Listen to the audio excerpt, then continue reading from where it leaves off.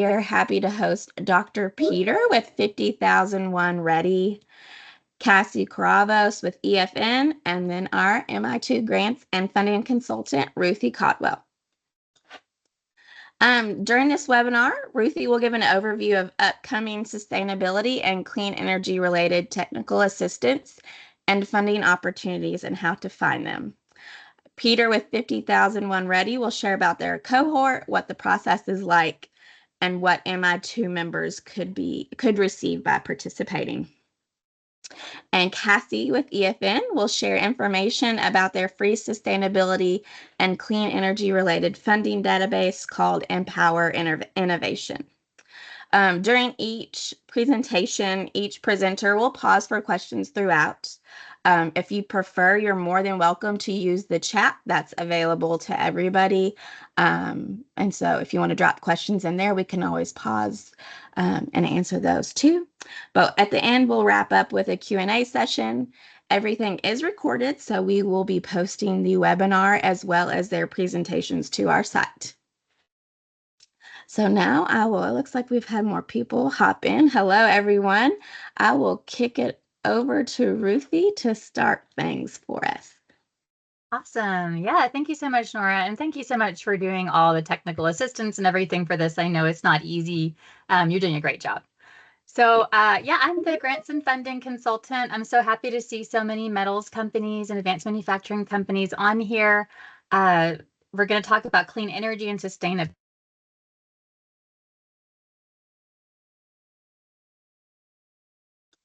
Oh, Ruthie, you're muted. Oh no, this is what happened last time. It kept muting me. Okay, please let me know if it mutes me again. All right. Let's hope this goes a little smoother this time.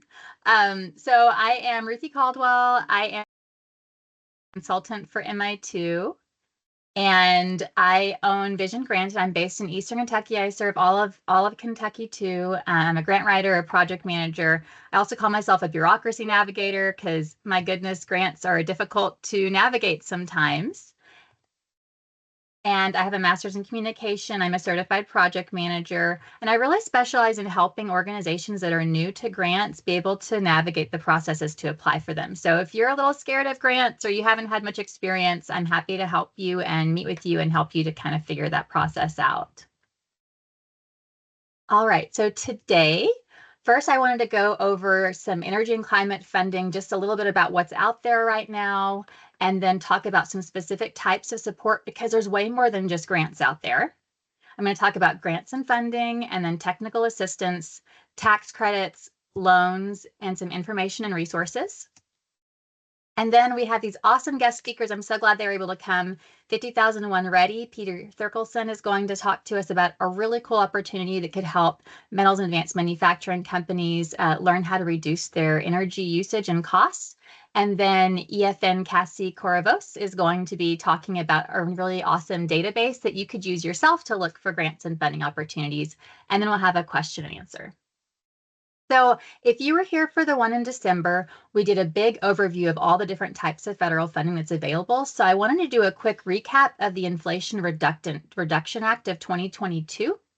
And basically, there's $390 billion of federal funding for energy and climate change reduction. So I'm only talking about the energy and climate change reduction funding today, but I wanted to give you a little bit of a breakdown. And you'll be able to access these slides later, and you can click on the links and see where all these resources came from, and the grants I'm going to talk about as well. But just like a little overview of this Inflation Reduction Act, I wanted to show you that of that $390 or so billion, over half of that is for tax incentives for corporate. So more than half, if you're not looking at tax credits right now for corporate, especially for manufacturing and clean energy, you're really missing out because that's a bunch of the money. Another big portion is grants with $82 billion in grants.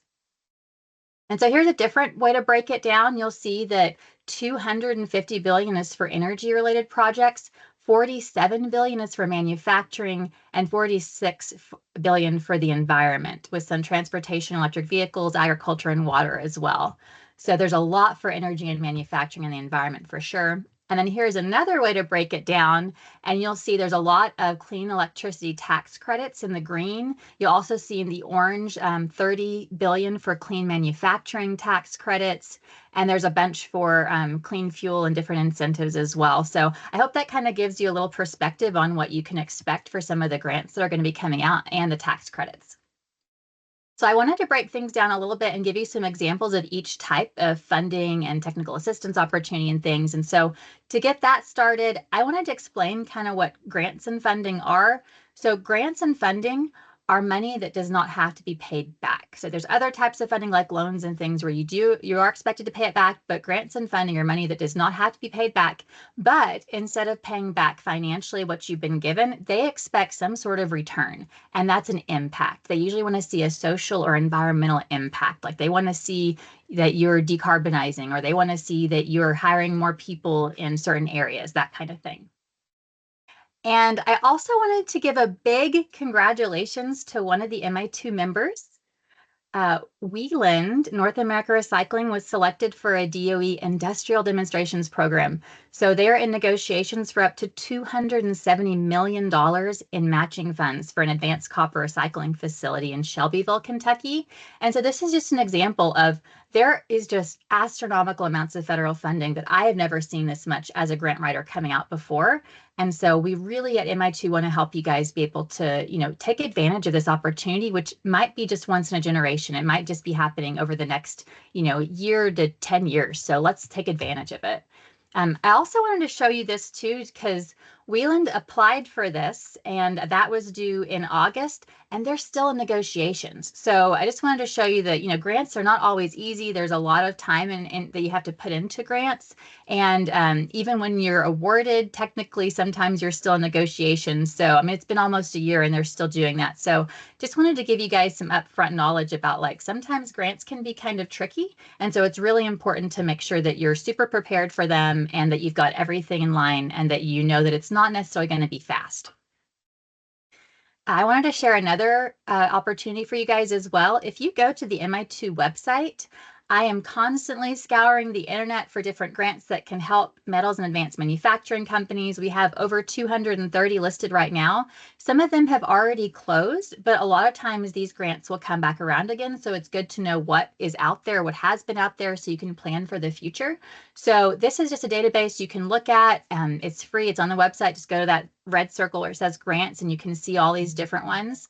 But the other thing is, if you're an MI2 member, you can get one-on-one assistance from me. So all you have to do that is email me at ruthie@visiongranted.com. We'll schedule a one-on-one consultation. The first meeting is usually about 1 hour. And so we'll just schedule a Zoom or a Teams meeting and just discuss the projects that you're needing funding for. And then I'll go away and I'll scour for all the different funding opportunities and technical assistance opportunities that are available for you. And I'll create a list. And then we'll just have another meeting and kind of plan some next steps. So it's very simple. I'm happy to help you. Please reach out to me if you'd like to talk about some of the projects that you're needing funding for. So here's a few other sustainability and clean energy grants and funding search tools. If you just want to do it yourself, or you want to be able to sign up and just have someone email you funding opportunities as they come out, these are great tools. First is EFN's Empower Innovation, which Cassie is going to be showing you later. So I'll let her, I'm not going to steal her thunder. I'll let you show her all the awesome things about that. The next one is CEBN's Clean Tech Funding Database. And then there's the energycommunities.gov database, which also has lots of tax credits and things. So I encourage you, click on these links after the call, kind of maybe do a couple of test runs and see if you can find any funding and technical assistance opportunities or tax credits for yourself.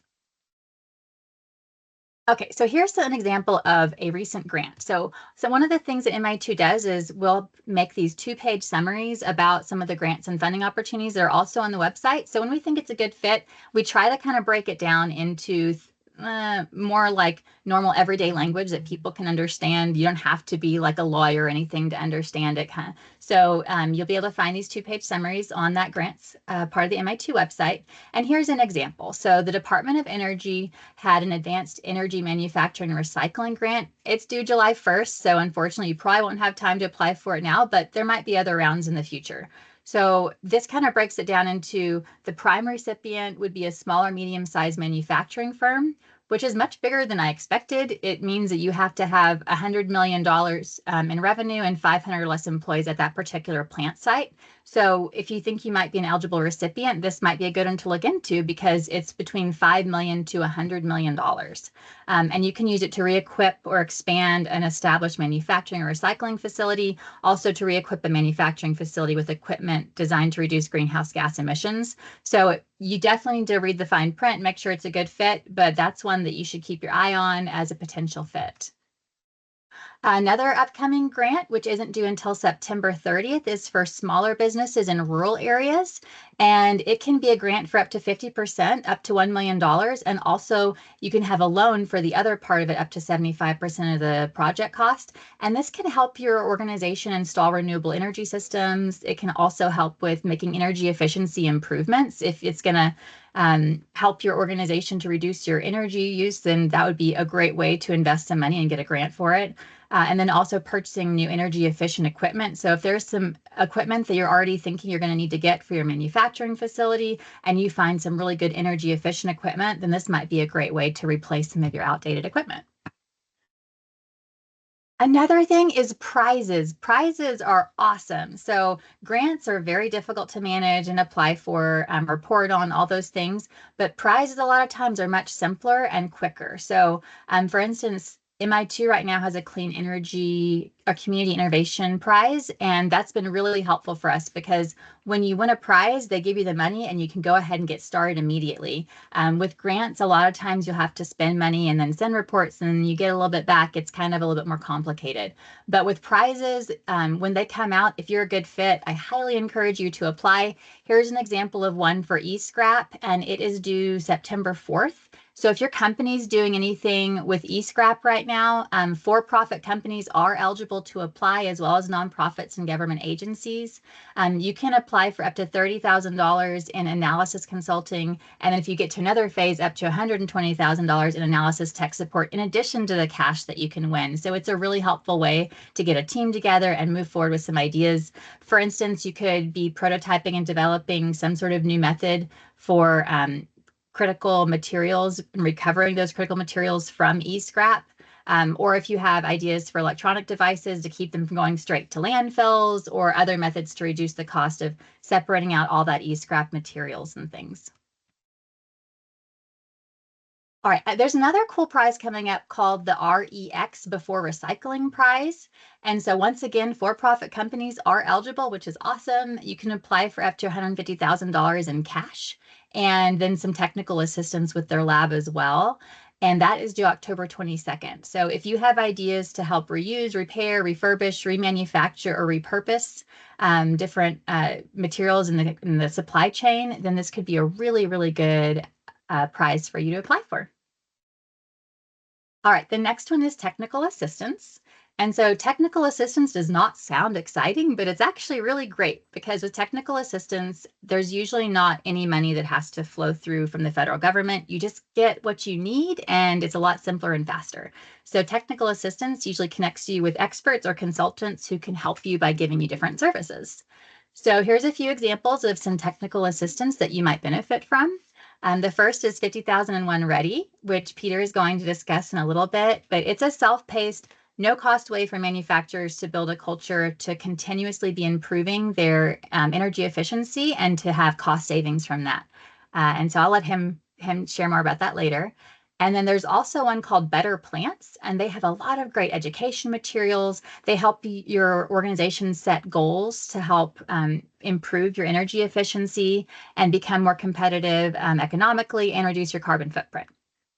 And then there's another one called On-Site Energy Taps, and they provide technical assistance as well as they can help with the market analysis and best practices for helping industrial facilities bring on new clean energy technology. So if there's a specific clean energy technology that you're looking into and you're just like, you're not sure, would this actually provide enough power for our manufacturing facility? Would it be reliable? You're just not sure about all those things, then they could come and provide some technical assistance to help you figure out if that clean energy solution might actually work for you guys and then have a roadmap of how to do it.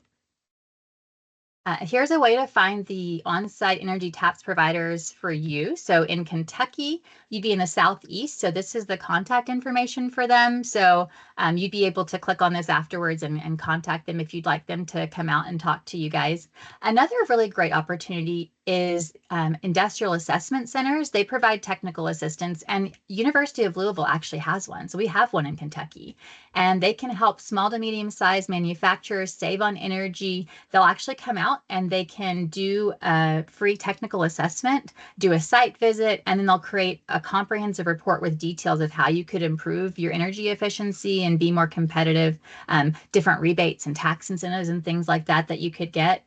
And then if you actually go through this process and they give you that report, you can apply for an implementation grant. And so you can get a grant for up to 50% of the cost to actually implement that, up to $300,000. So that could really be a great cost savings for your company.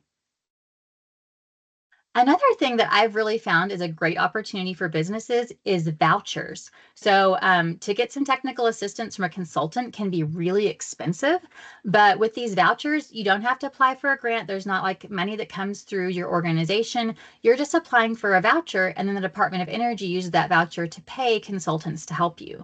And so the voucher system applications just opened, and so there's a bunch of them open. If one fits you, I highly encourage you guys to apply. You can apply for things like pre-demonstration commercialization support, validating performance modeling. So if you have an idea for some sort of new clean energy technology or something that you're wanting to commercialize, they can help you with that. Also with project siting and permitting. So if you're looking at expanding your facility or going to a new location, they can help you with that. Also with commercializing projects, planning and validating industrial decarbonization. So if you're trying to decarbonize your manufacturing facility, they can help you with planning and validating like all the things that would help you to do that. And also if you're planning on retooling or converting your manufacturing facility or retrofitting it for anything with clean energy, they could also help you. So this could be a really good opportunity for folks especially who might be new to grants, who don't know all the ins and outs, to find an easier way to work with Department of Energy to get the things that you really need.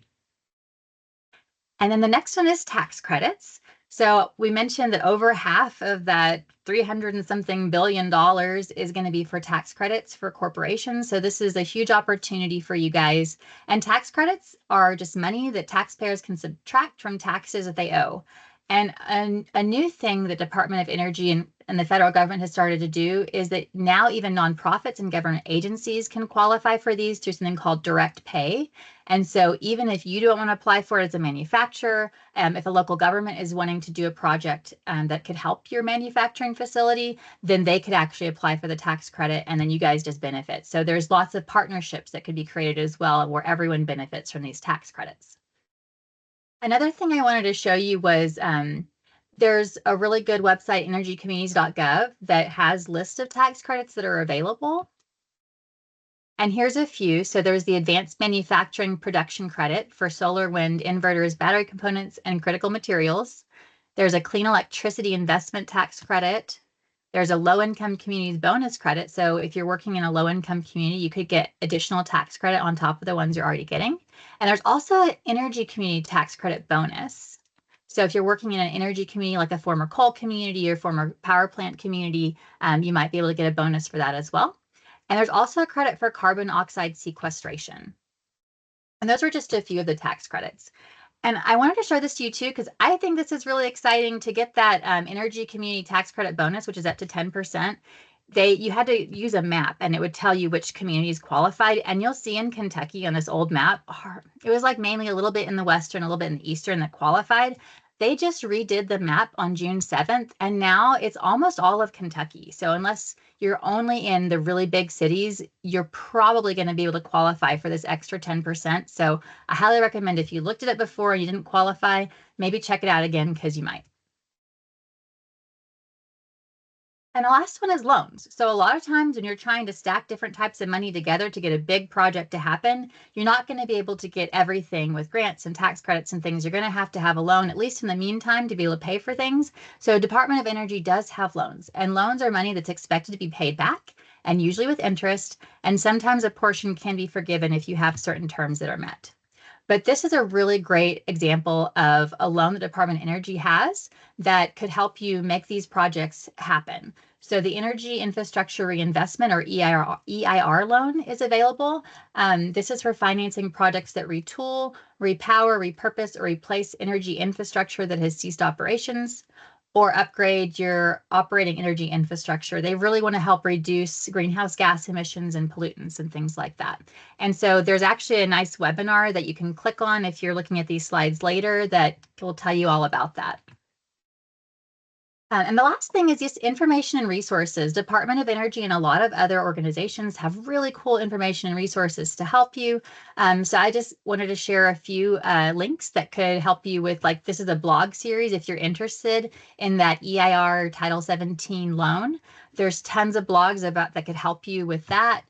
There's also these webinars that I mentioned, that on-site tap provider with Department of Energy, the one for the Southeast for Kentucky, is doing some really great webinars about decarbonization and deploying on-site energy. So I highly recommend you look at those ones that are coming up.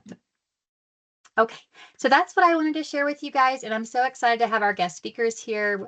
50,001 ready. We have Peter Thurkelson, and Peter is with the Lawrence Berkeley National Laboratory. He's a staff scientist, and he focuses on building and industrial applications department there. He leads research focused on the development and deployment of energy management business practices and policies that are used by organizations of all types and sizes to achieve their energy and decarbonization goals. And so he's going to talk to you about 50,001 ready.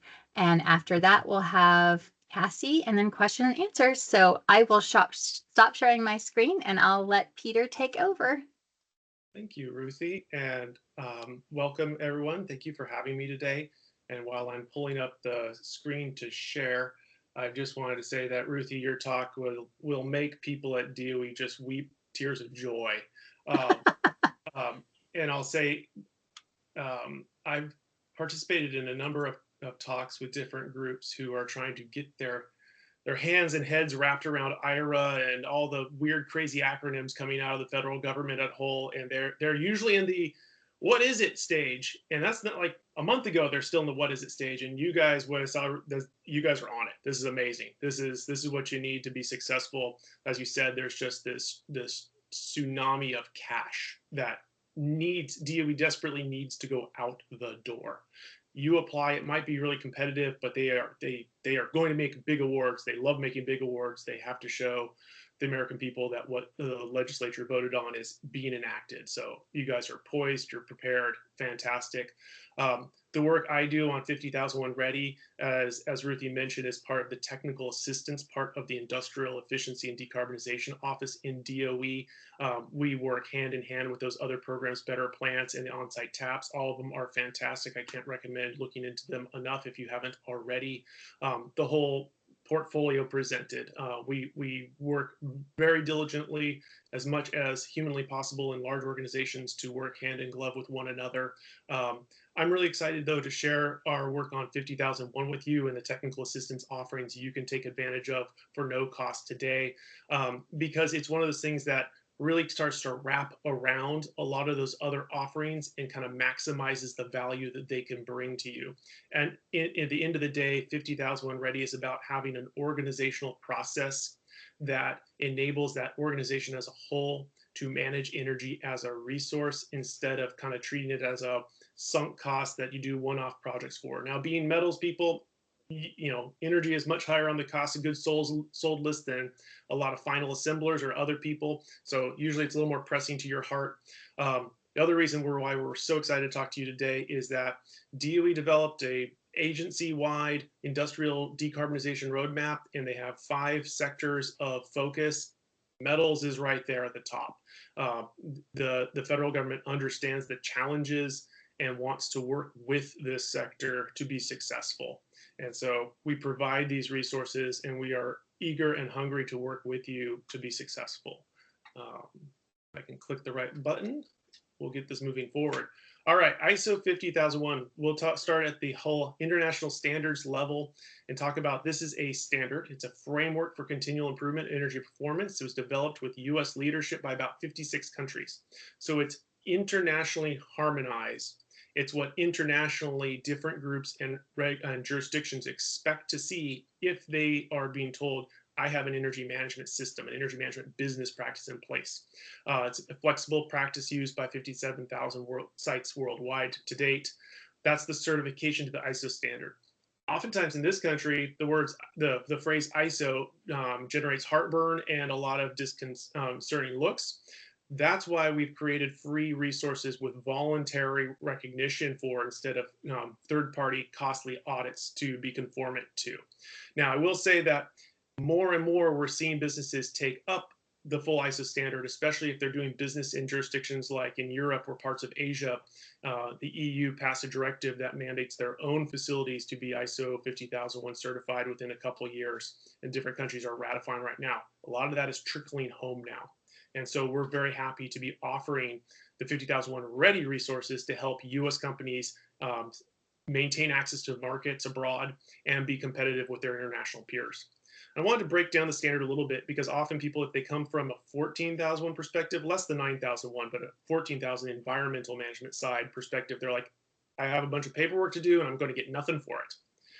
50,001 starts at its heart. We call it the engineering core of PDCA, the classic Deming cycle, plan, do, check, DAC, around managing energy, baselines, targets, actions, opportunities, doing things, measuring, verifying. It also then has a larger similar structure that is about the business practices and weaving that management of energy into the kind of day in, day out operations at large of the business, bringing top management in, bringing in other relevant legislations and regulations, and making for a continual improvement practice, both in the business side as well as the energy engineering side, that work together. We have seen a lot of companies say, you know what, top management's not totally on board with this yet, but our engineering team really wants a solid practice and process to manage energy. And they kind of focus on that yellow circle in the middle at first. And then over time, if management gets excited about it, maybe they expand it out to that full green, and we can support you with either one of those approaches. Why do it? So this is data collected from 90 plus manufacturing facilities in the United States. And we looked at what are their year-on-year facility-wide energy savings. And we compared it to the Better Plants target. There's no slide on Better Plants. That's an aggressive target, 2.5% a year. Industry average hangs out around about 1% a year if you just kind of do business as usual stuff. What we find is that when manufacturing facilities are certified ISO 50001 in that first year, they're averaging 4% energy performance improvement, 4x the normal for industry as a whole. And then year on year, while that annual rate starts to dip a little bit, it's still enormous. It's still over 3%. And a decade after that first certification, they're still realizing around 3.5% per year improvement. I keep talking about 50001 ready versus ISO 50001. 50001 ready is the US Department of Energy's response to ISO 50001, a standard you have to pay for. And if you want a certificate, you got to pay for a conformity audit. 50001 ready is free. It's online, self-paced guidance that you and your organization can take up, use template materials if you want, not use them if you want, call us for guidance and help. And then at the end of the day, if you so desire, you can put your hand up and say, yeah, we're doing this. Voluntary self-attestment, no third-party assessment needed. And DOE is excited to share and celebrate you by providing recognition through certificates, writing case studies, and celebrating your success as you want to. We do have participants say, like, we did it, we're fine, we want the certificate internally, but never say our names publicly. Their reasons for doing it, not ours. That's only a couple people. Most people want the public recognition. The heart of 50001 Ready is what we call the 50001 Ready Navigator. It is, again, kind of at its core, online guidance around the components of what a robust, holistic energy management system business practice looks like. Breaks it down task by task, 25 tasks. You don't have to go in order 1 through 25. You can move around to what suits your organization, and we can help you with understanding what's a great approach for that. It includes kind of high-level overviews, deep dives, how to prioritize decarbonization if that's your ultimate objective in managing energy, and has a bunch of resources and ways of kind of managing the implementation of this as a practice. I mentioned we want to celebrate you. If you do that self-attestation, we want to give you recognition certificates. We want to write a case study about you. We want to celebrate what you've done. And of course, these are all voluntary and optional. just went through kind of our recognized list. I just pulled some of the metals companies that stood out right away. You see some big companies here. I'll point out Charter Steel in particular. They started with 50,001 ready being recognized by the U.S. Department of Energy, and then they upgraded to full ISO certification. So they used ready to get prepared. They had to do a bit of extra work. It wasn't just one to the next easily, but they were using 50,001, and then because of certain market entry requirements, they decided to go ahead and get ISO certified.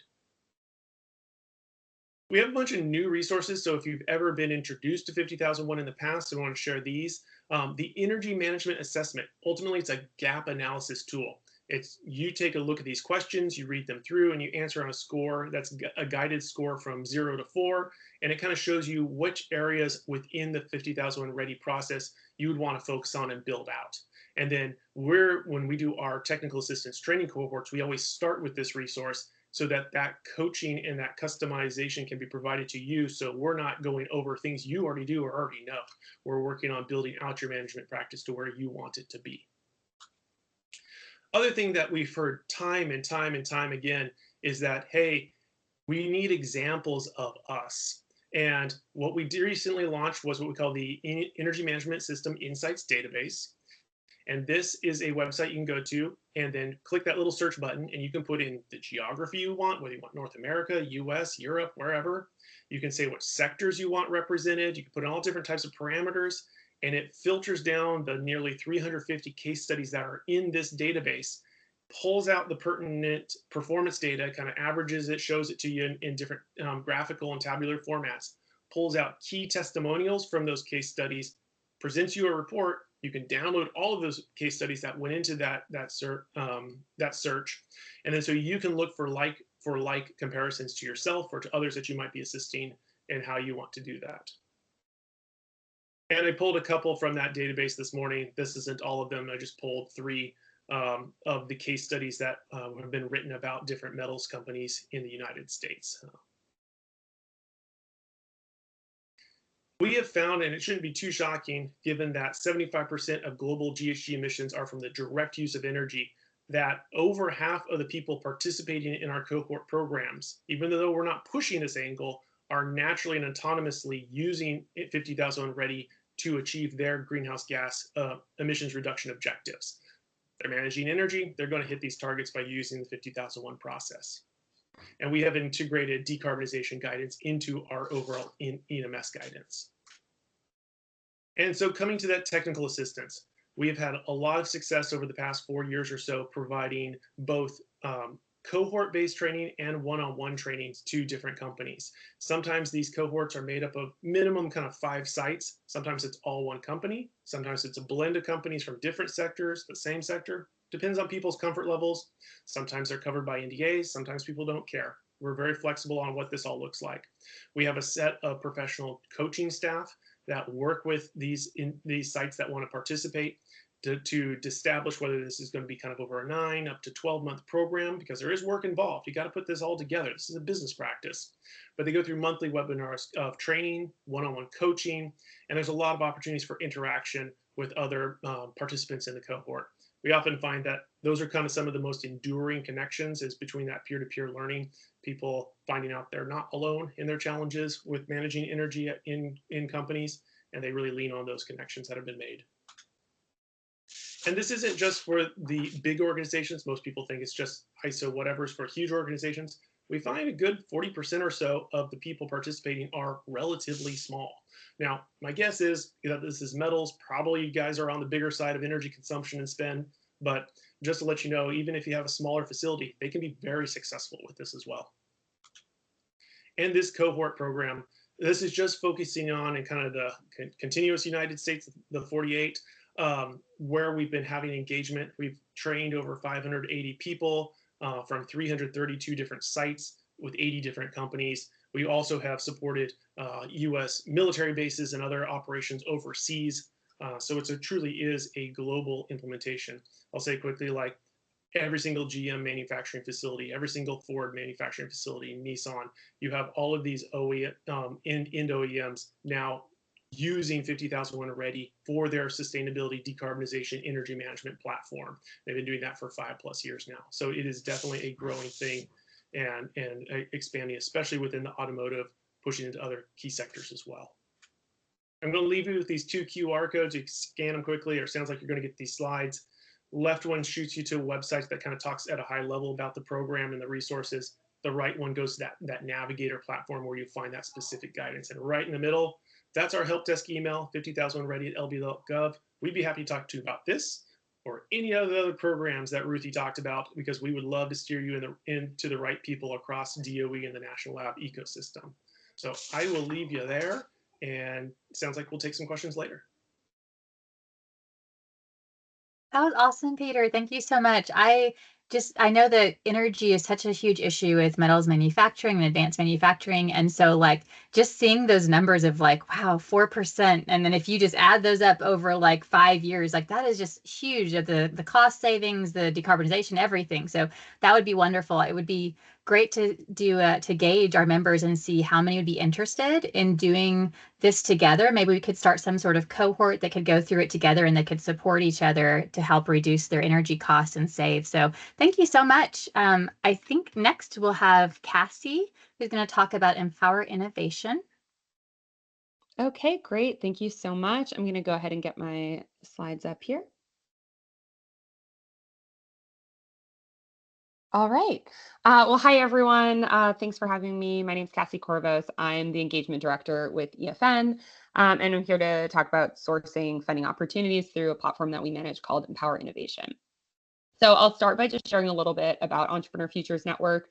We are a San Francisco-based nonprofit whose mission is to empower the next generation of innovators and entrepreneurs through outreach, education, technical assistance, mentoring, and networking. We manage the Empower Innovation platform, which is a clean tech platform, and it provides access to funding opportunities, curated resources, and connections to people and organizations working towards a clean economy for all.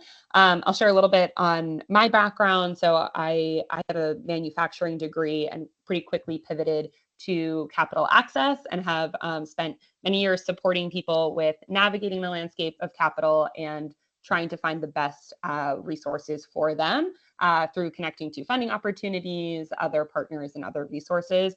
I've now been with EFN for the past 2.5 years, working on a variety of clean tech programs and working with innovators and manufacturers, including MI2 with Ruthie. So I'm also joined today by Tom Jensen, EFN's executive director and co-founder. He won't be presenting, but he'll be jumping in chat if anyone has any additional questions as well.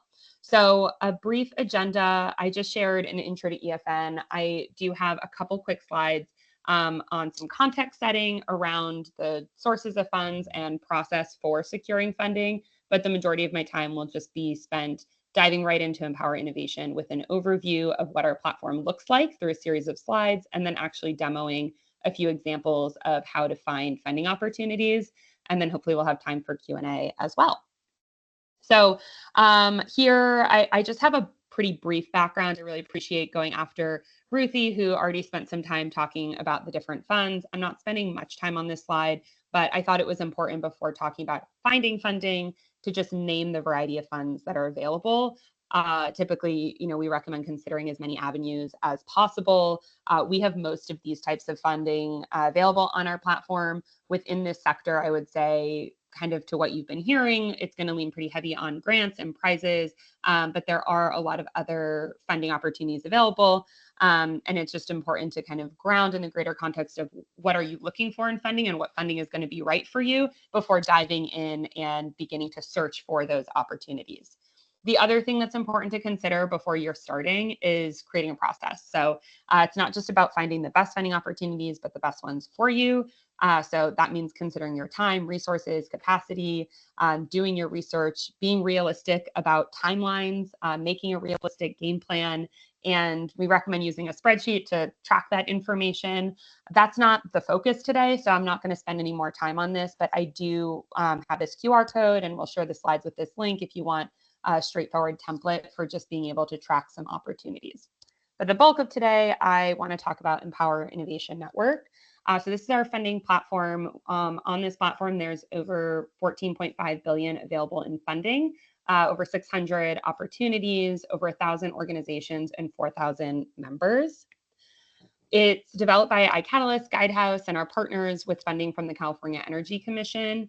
And again, as I shared, the goal is really about reducing barriers to being able to find these funding opportunities. It's completely free to join. You don't even need an account to be able to view it, but an account will give you access, a free account will give you access to be able to make an account, network with other folks, save funding opportunities, show your interest in funding opportunities. So definitely recommend following through with that.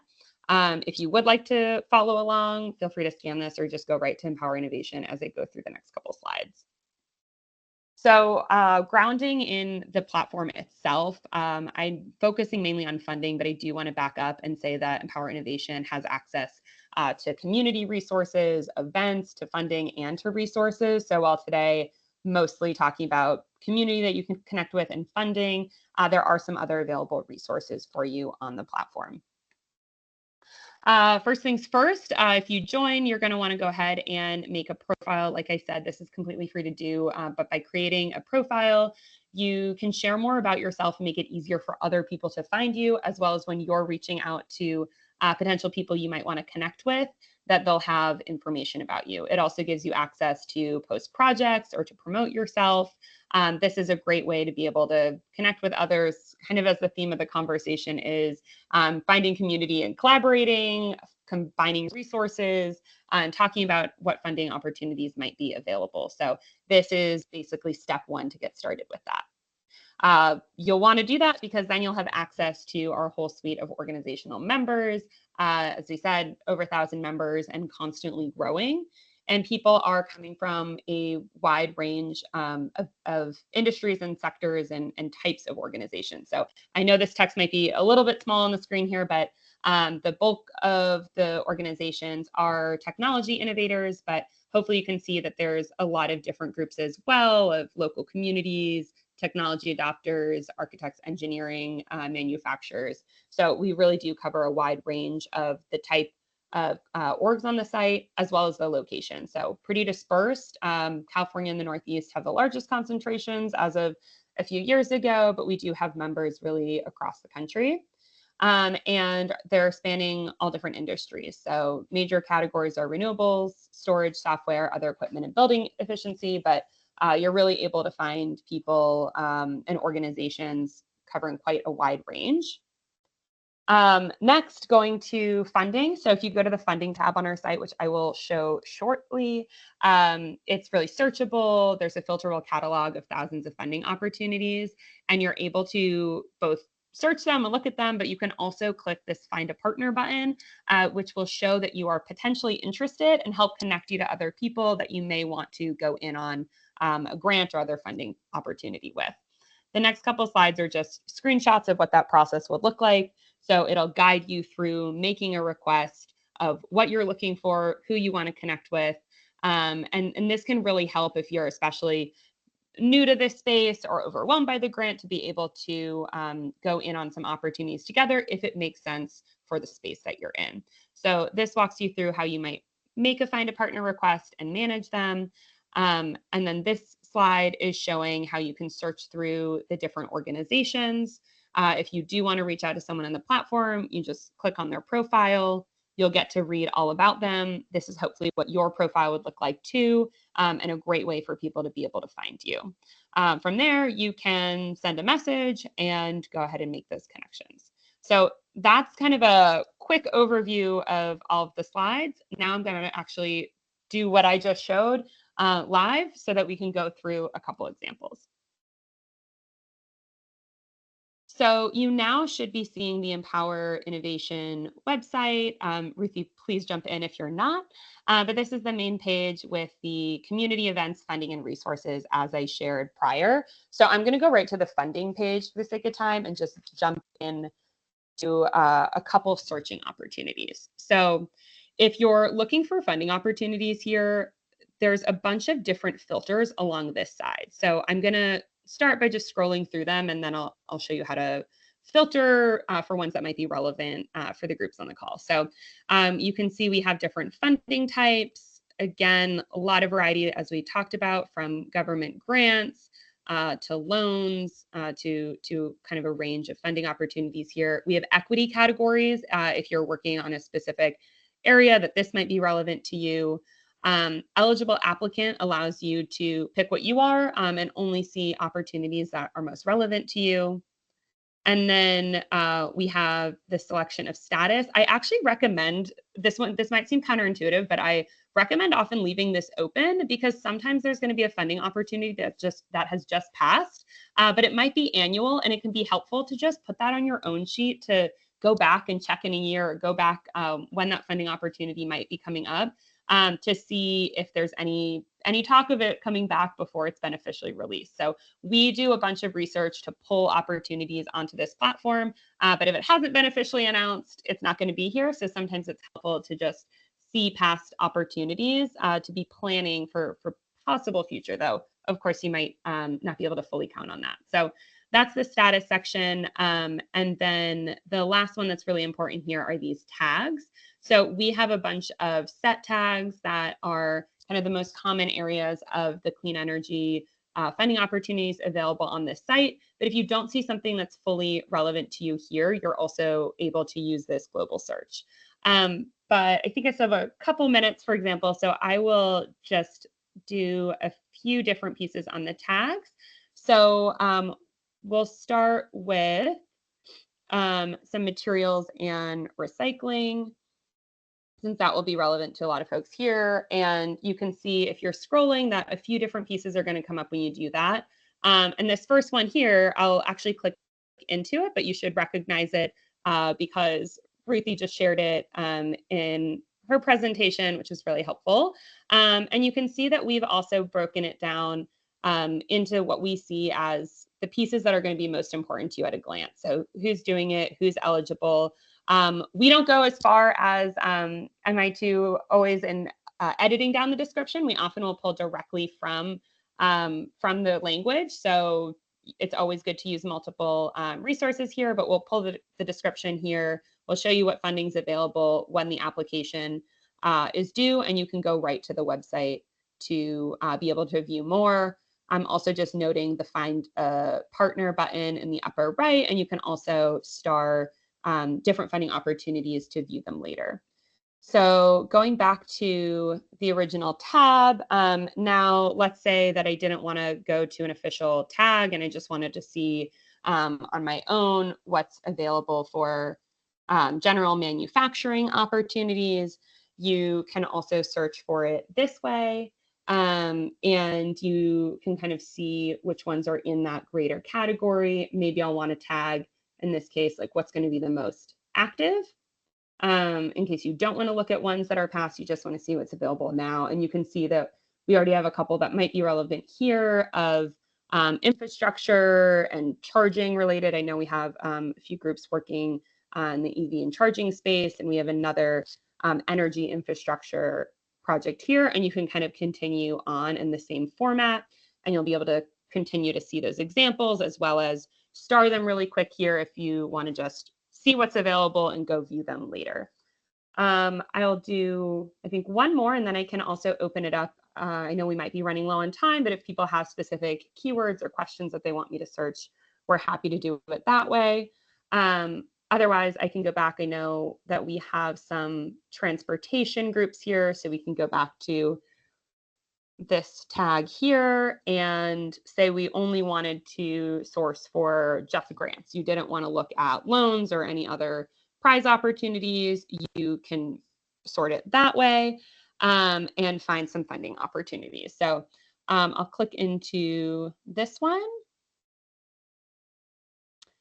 So again, it's going to be the same format as the previous one that I showed, where you can get a pretty quick overview of what this is going to be. In this case, we do have a deadline that just passed, but this might be an example of something you might want to keep your eye on for the future. In case this comes back around and it is relevant to you, this would be something that you could put in that grant tracking spreadsheet I shared earlier to just say, hey, let's make sure that this stays on our radar. Maybe it's going to be a funding opportunity that repeats. So I think with that, I know we're kind of coming up. Those are the main things that I wanted to share with regard to the funding page. I'll very quickly just go to the community page just to show that you can also scroll through.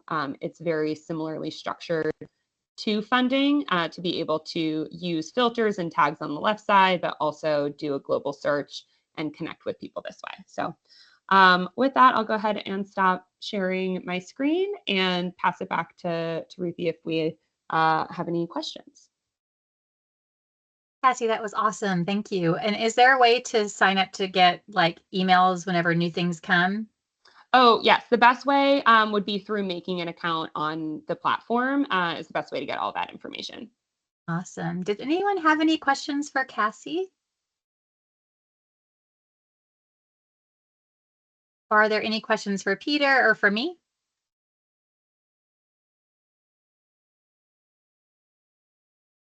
And Nora, I'm not sure if people are able to talk or if they have to put them in the chat.